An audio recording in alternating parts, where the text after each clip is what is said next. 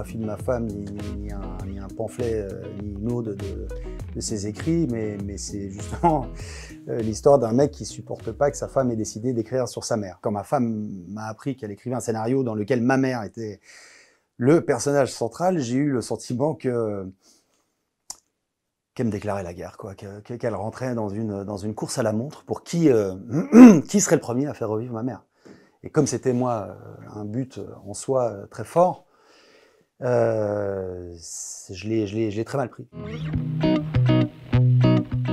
Alors justement, la part de réalité dans le roman, c'est évidemment ce postulat de départ, qui était que j'avais envie d'écrire sur ma mère et que ma femme devenait un obstacle puisqu'elle se mettait en compétition à la faire revivre. J'ai commencé à me marrer en me disant mais t'es vraiment qu'une enflure, quoi, de penser tout ce que tu penses d'horrible.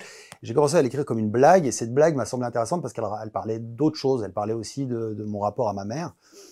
Et plutôt que d'écrire une biographie sur ma mère, écrire une histoire sur quelqu'un qui veut écrire un roman sur sa mère et qui ne supporte pas que sa femme se mette en concurrence, me permettait, par ce biais-là, de raconter aussi ma mère. La fiction, c'est l'aventure qui prend le dessus, et comme il est quand même assez paranoïaque dans le livre, ce qui n'est pas mon cas, disons que je voulais que la réalité devienne pire que sa paranoïa. En fait. Et le fait de faire une fausse autofiction au départ, d'une certaine manière, permettait peut-être au lecteur de se dire bah oui, il est acteur, c'est forcément sa vie, ok. Et puis tout à coup, il se passe quand même des trucs quand même bien énormes. Et on part vraiment dans la fiction.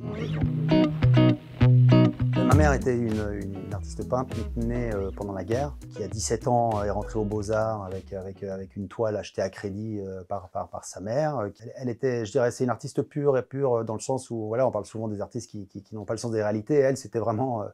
C'était l'expression totale de ça. Tout son quotidien était rongé par l'art, c'est-à-dire qu'on mange, voilà, je mangeais du poulet rôti quand j'étais chez elle, à côté d'une chaussure en céramique, de pastel écrasé, du pigment, des peintures à l'huile.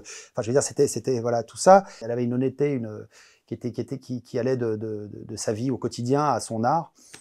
Et malgré toutes les angoisses et les traumas de la guerre, elle avait aussi une joie de vivre assez exceptionnelle. Et puis avant tout et surtout, voilà, son art n'a pas eu le succès qu'il méritait de son vivant, et j'ai eu envie malgré moi d'ailleurs, parce que quand fils d'artiste, c'est un peu, voilà, on prend le relais de quelque chose, alors ou on n'y croit pas, ou alors on y a cru toute une vie avec sa mère, ce qui était mon cas, et on continue ce combat qui est plutôt une belle guerre.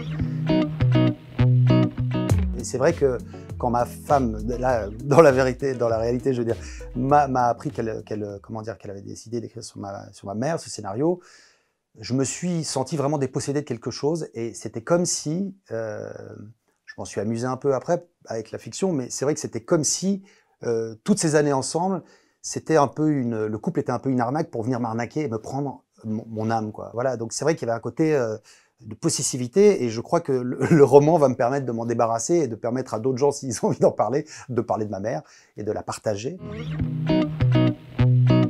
Dans le cas de ce roman, la paranoïa la spirale paranoïaque du personnage, c'est aussi quelque part une voix off sur ce qu'il vit.